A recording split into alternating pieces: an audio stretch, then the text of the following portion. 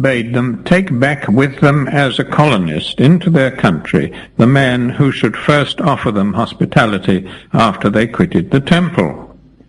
The Dolonci, following the sacred road, passed through the regions of Phocis and Boeotia, after which, as still no one invited them in, they turned aside and travelled to Athens.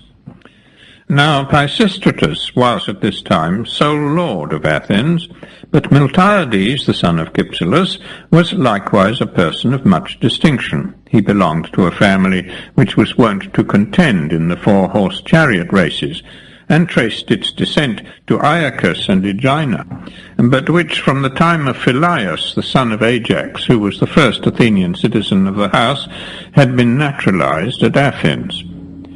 It happened that as the Dolonci passed his door, Miltiades was sitting in his vestibule, which caused him to remark them, dressed as they were in outlandish garments, and armed moreover with lances. He therefore called to them, and on their approach invited them in, offering them lodging and entertainment. The strangers accepted his hospitality, and after the banquet was over they laid before him in full the directions of the oracle, and besought him on their own part to yield obedience to the god.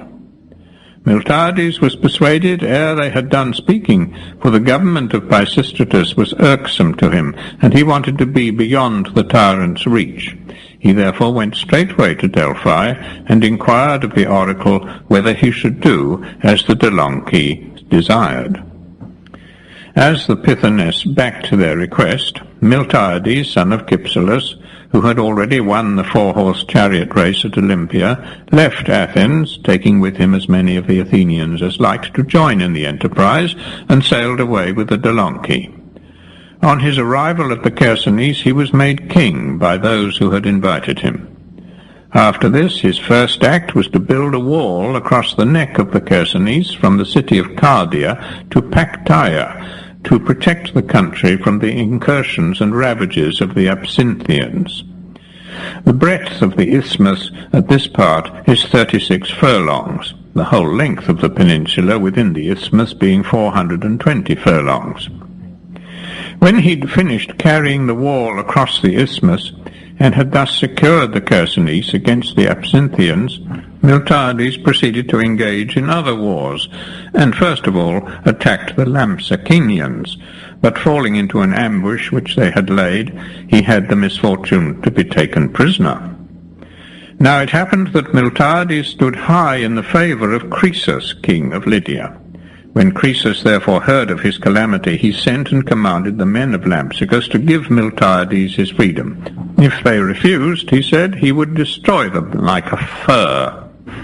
Then the Lampsacenians were somewhat in doubt about this speech of Croesus, and couldn't tell how to construe his threat that he would destroy them like a fur.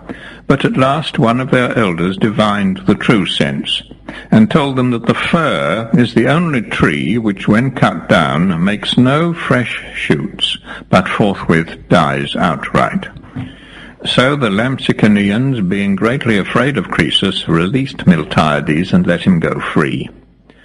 Thus did Miltiades, by the help of Croesus, escape this danger. Some time afterwards he died childless, leaving his kingdom and his riches to Stesagoras, who was the son of Cimon, his half-brother. Ever since his death, the people of the Chersonese have offered him the customary sacrifices of a founder, and they have further established in his honour a gymnic contest and a chariot race, in neither of which is it lawful for any Lampsacenian to contend.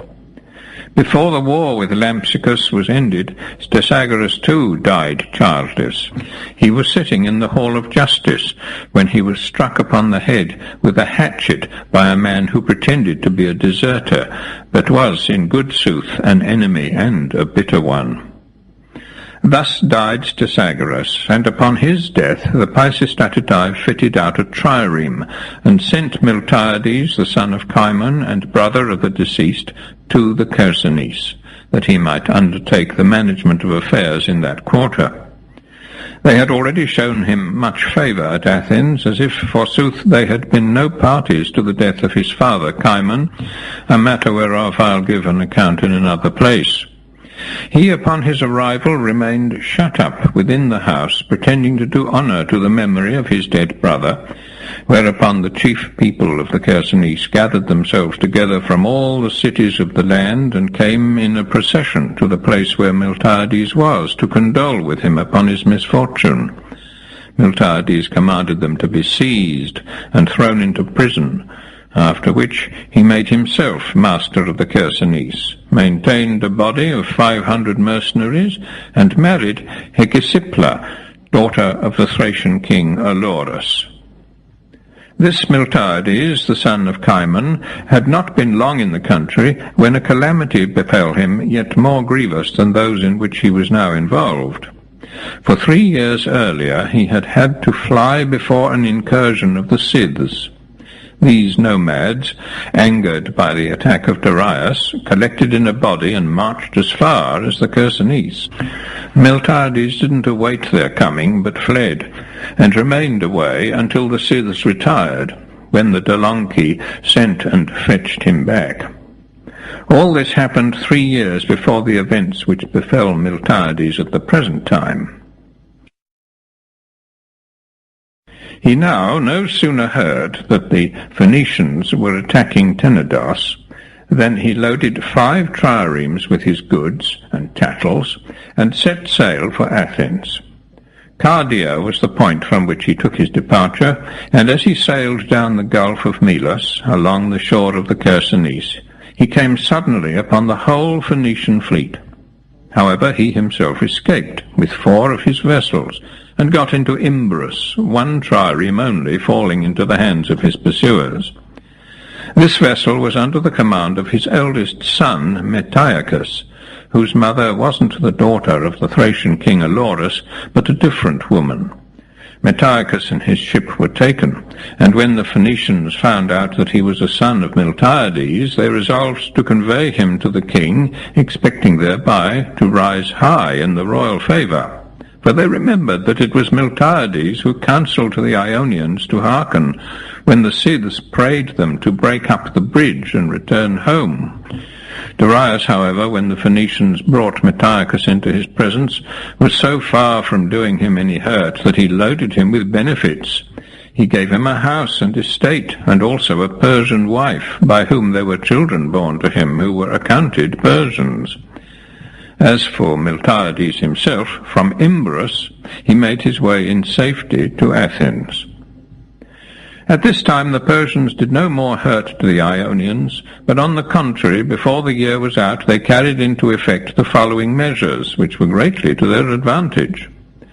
Artaphernes, satrap of Sardis, summoned deputies from all the Ionian cities and forced them to enter into agreements with one another, not to harass each other by force of arms, but to settle their disputes by reference. He likewise took the measurement of their whole country in parasangs, which is the name which the Persians give to a distance of 30 furlongs, and settled the tributes which the several cities were to pay at a rate that has continued unaltered from the time when Artaphernes fixed it down to the present day. The rate was very nearly the same as that which had been paid before the revolt. Such were the peaceful dealings of the Persians with the Ionians. The next spring Darius superseded all the other generals and sent down Mardonius, the son of Gobryas, to the coast, and with him a vast body of men, some fit for sea, others for land service. Mardonius was a youth at this time, and had only lately married Artazostra, the king's daughter. When Mardonius, accompanied by this numerous host, reached Cilicia, he took ship and proceeded along shore with his fleet, while the land army marched under other leaders towards the Hellespont. In the course of his voyage along the coast of Asia, he came to Ionia, and here I have a marvel to relate, which will greatly surprise those Greeks who can't believe that Otanes advised the 7 conspirators to make Persia a commonwealth.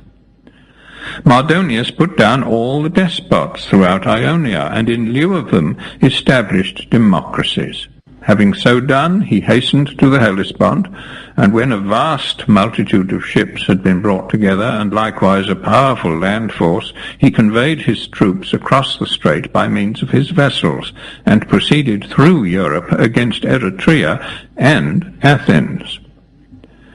At least these towns served as a pretext for the expedition, the real purpose of which was to subjugate as great a number as possible of the Grecian cities, and this became plain when the Thasians, who didn't even lift a hand in their defence, were reduced by the sea force, while the land army added the Macedonians to the former slaves of the king. All the tribes on the hither side of Macedonia had been reduced previously. From Thasos the fleet stood across to the mainland, and sailed along shore to Acanthus, whence an attempt was made to double Mount Athos. But here a violent north wind sprang up, against which nothing could contend, and handled a large number of the ships with much rudeness, shattering them and driving them aground upon Athos.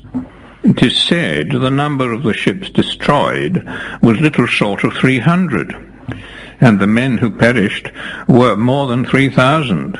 For the sea about Athos abounds in monsters beyond all others, and so a portion was seized and devoured by these animals, while others were dashed violently against the rocks. Some, who didn't know how to swim, were engulfed, and some died of the cold. While thus it fared with the fleet, on land Mardonius and his army were attacked in their camp during the night by the Brigi, a tribe of Thracians, and here vast numbers of the Persians were slain, and even Mardonius himself received a wound. The Brigi nevertheless didn't succeed in maintaining their own freedom, for Mardonius wouldn't leave the country till he had subdued them and made them subjects of Persia. Still, though he brought them under the yoke, the blow which his land force had received at their hands, and the great damage done to his fleet off Athos, induced him to set out upon his retreat, and so this armament, having failed disgracefully, returned to Asia. The year after these events, Darius received information from certain neighbours of the Thasians that those islanders were making preparations for revolt. He therefore sent a herald, and bade them dismantle their walls and bring all their ships to Abdera. The Thasians, at the time when Histiaeus the Milesian made his attack upon them, had resolved that as their income was very great, they would apply their wealth to building ships of war, and surrounding their city with another and a stronger wall. Their revenue was derived partly from their possessions upon the mainland, partly from the mines which they owned. They were masters of the gold mines at Skaptahile, the yearly produce of which amounted in all to 80 talents. Their mines in Thasos yielded less, but still were so far prolific that besides being entirely free from land tax, they had a surplus income derived from the two sources of their territory, on the main and their mines, in common years of 200 and in the best years of 300 talents. I myself have seen the mines in question. By far the most curious of them are those which the Phoenicians discovered at the time when they went with Theseus and colonized the island, which afterwards took its name from him. These Phoenician workings are in Thasos itself, between Koinera and a place called Ainera, over against Samothrace. A huge mountain has been turned upside down in search for ores. Such then was the source of their wealth. On this occasion no sooner did the great king issue his commands than straightway the Thasians dismantled their wall and took their whole fleet to Abdera. After this Darius resolved to prove the Greeks and try the bent of their minds, whether they were inclined to resist him in arms or prepared to make their submission. He therefore sent out heralds in divers directions round about Greece, with orders to demand everywhere earth and water for the king. At the same time he sent other heralds to the various seaport towns which paid him tribute, and required them to provide a number of ships of war and horse transports. These towns accordingly began their preparations, and the heralds who had been sent into Greece obtained what the king had bid them ask from a large number of the states upon the mainland, and likewise from all the islanders whom they visited. Among these last were included the Aeginetans, who, equally with the rest, consented to give earth and water to the Persian king. When the Athenians heard what the Aeginetans had done, believing that it was from enmity to themselves that they had given consent, and that the Aeginetans intended to join the Persians in his attack upon Athens, they straightway took the matter in hand. In good truth, it greatly rejoiced them to have so fair a pretext, and accordingly they sent frequent embassies to Sparta, and made it a charge against the Aeginetans that their conduct in this matter proved them to be traitors to Greece. Hereupon Kleomenes, the son of Anaxandridas, who was then king of the Spartans, went in person to Aegina, intending to seize those whose guilt was the greatest.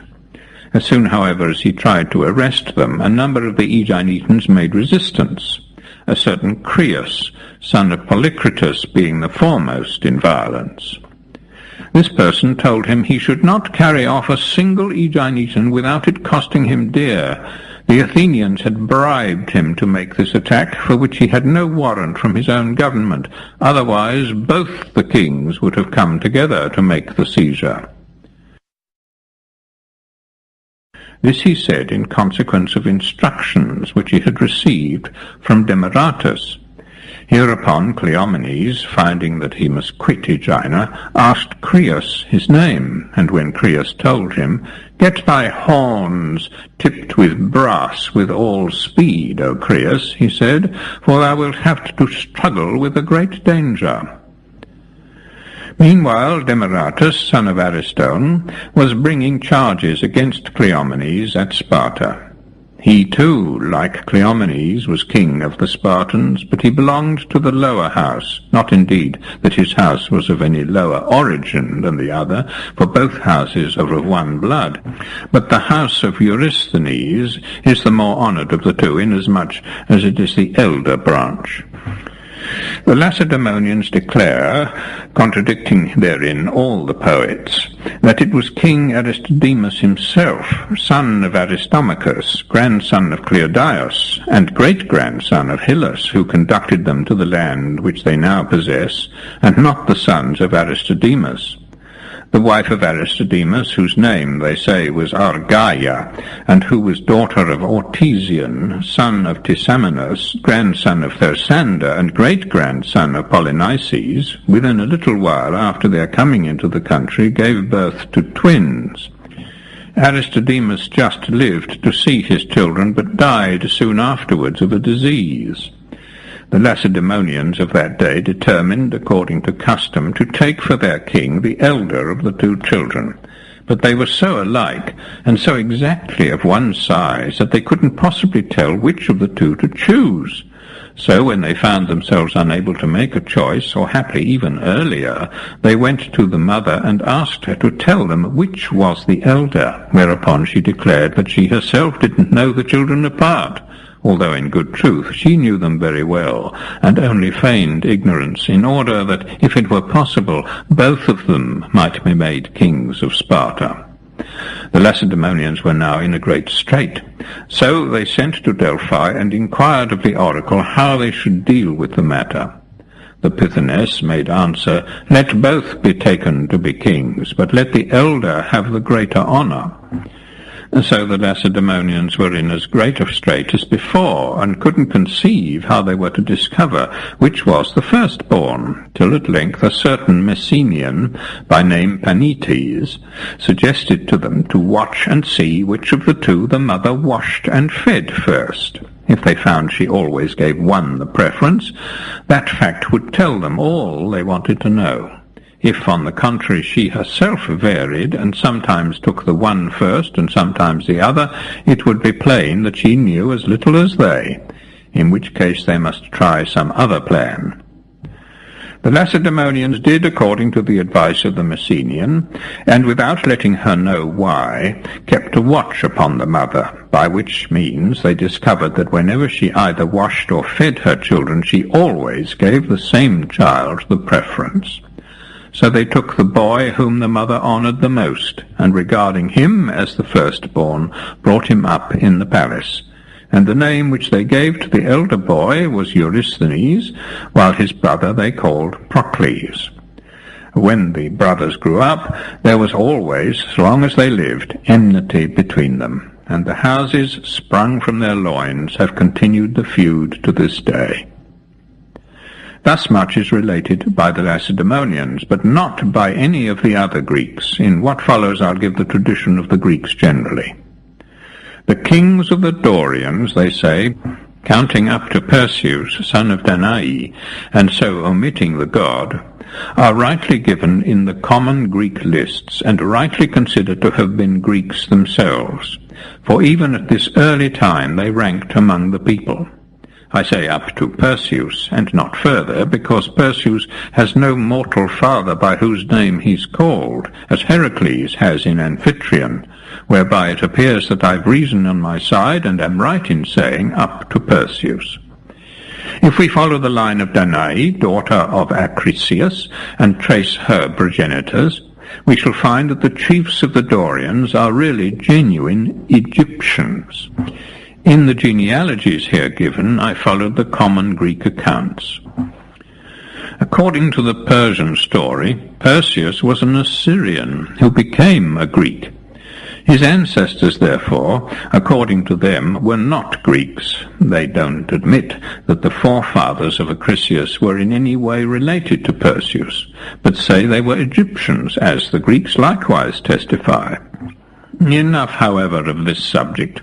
How it came to pass that Egyptians obtained the kingdoms of the Dorians, and what they did to raise themselves to such a position, these are questions concerning which, as they've been treated by others, I shall say nothing. I proceed to speak of points on which no other writer has touched. The prerogatives which the Spartans have allowed their kings are the following. In the first place, two priesthoods, those namely of Lacedaemonian and of celestial Zeus, also the right of making war on what country soever they please, without hindrance from any of the other Spartans, under pain of outlawry. On service, the privilege of marching first in the advance and last in the retreat, and of having 100 picked men for their bodyguard while with the army. Likewise, the liberty of sacrificing as many cattle in their expeditions as it seems them good, and the right of having the skins and the chines of the slaughtered animals for their own use. Such are their privileges in war. In peace their rights are as follows. When a citizen makes a public sacrifice, the kings are given the first seats at the banquet. They're served before any of the other guests, and have a double portion of everything. They take the lead in the libations, and the hides of the sacrificed beasts belong to them.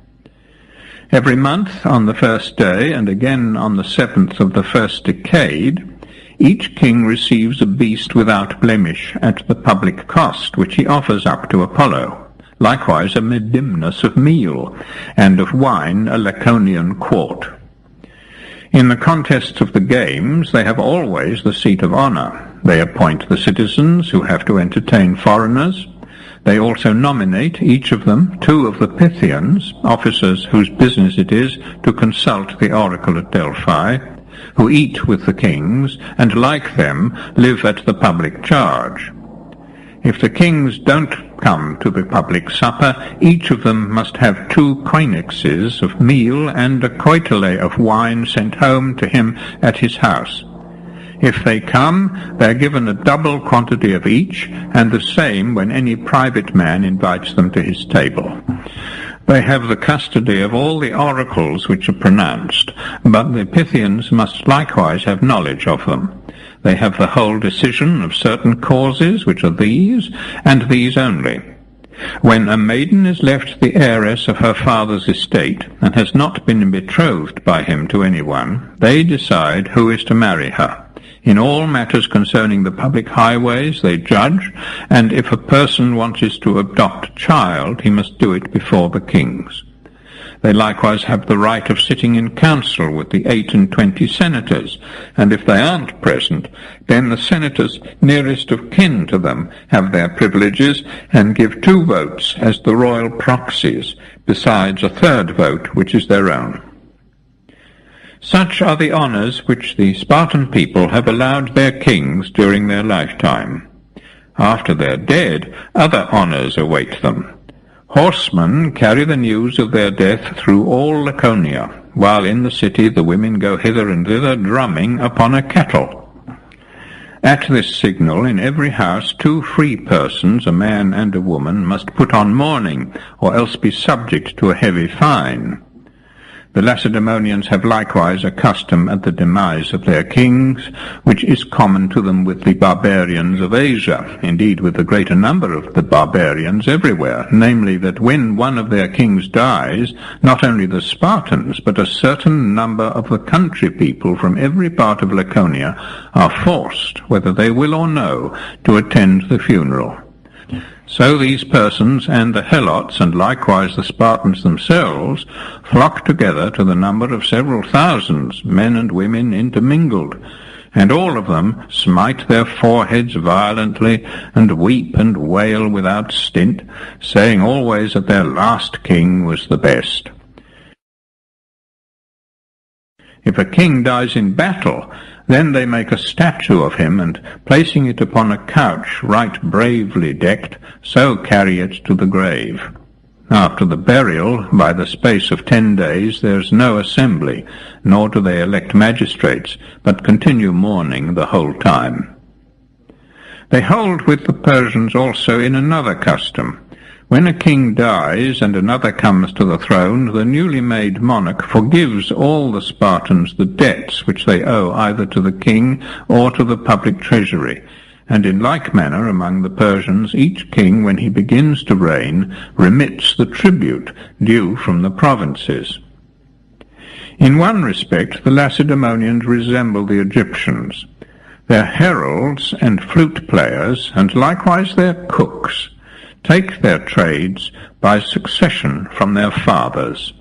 A flute player must be the son of a flute player, a cook of a cook, a herald of a herald, and other people cannot take advantage of the loudness of their voice to come into the profession to shut out the herald's sons, but each follows his father's business. Such are the customs of the Lacedaemonians. At the time of which we're speaking, while Kleomenis in Aegina was labouring for the general good of Greece, Demaratus at Sparta continued to bring charges against him, moved not so much by love of the Aeginetans as by jealousy and hatred of his colleague. Kleomenis, therefore, was no sooner returned from Aegina than he considered with himself how he might deprive Demaratus of his kingly office. And here the following circumstance furnished a ground for him to proceed upon. Ariston, king of Sparta, had been married to 2 wives, but neither of them had borne him any children. As, however, he still thought it was possible he might have offspring, he resolved to wed a 3rd, and this was how the wedding was brought about. He had a certain friend, a Spartan, with whom he was more intimate than with any other citizen. This friend was married to a wife whose beauty far surpassed that of all the other women in Sparta, and what was still more strange, she had once been as ugly as she now was beautiful. For her nurse, seeing how ill-favoured she was, and how sadly her parents, who were wealthy people, took her bad looks to heart, bethought herself of a plan which was to carry the child every day to the temple of Helen at Therapna, which stands above the Phoibeum, and there to place her before the image and beseech the goddess to take away the child's ugliness. One day, as she left the temple, a woman appeared to her and begged to know what it was she held in her arms. The nurse told her it was a child, on which she asked to see it. But the nurse refused. The parents, she said, had forbidden her to show the child to anyone. However, the woman wouldn't take a denial, and the nurse, seeing how highly she prized a look, at last let her see the child. Then the woman gently stroked its head and said, "One day this child shall be the fairest dame in Sparta." And her looks began to change from that very day. When she was of marriageable age, Aegetus, son of Alcides, the same whom I've mentioned above as the friend